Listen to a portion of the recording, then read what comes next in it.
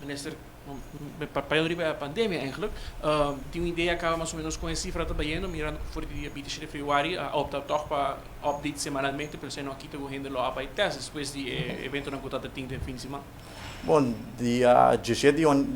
de januário, se me nota irá, nós anunciamos Exit Strategy que agora apresentar no Conselho de Ministros, que agora apresentar na crise team para nós ter período para executar essa aqui e nós a executar essa aqui conforme nossa planificação e acaba nós por nota último luna não com candidato de teste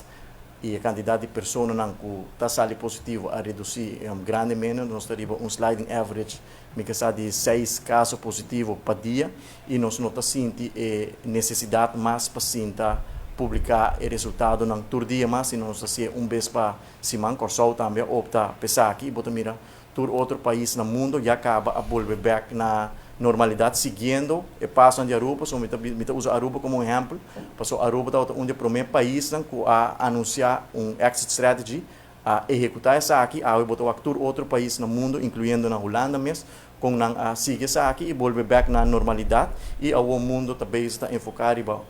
em outra crise que a guerra que tem no momento aqui entre Rússia e Ucrânia. Pero tem ideia mais ou menos de cifra de estimar aqui mesmo, nada alarmante. Turja Bierna é aqui o guardo publicar. Atualmente, eu não tenho update de cifra, não, eu assumir que durante o dia é aqui o guardo compartilhar com a comunidade e também com a imprensa. Danke, Minister.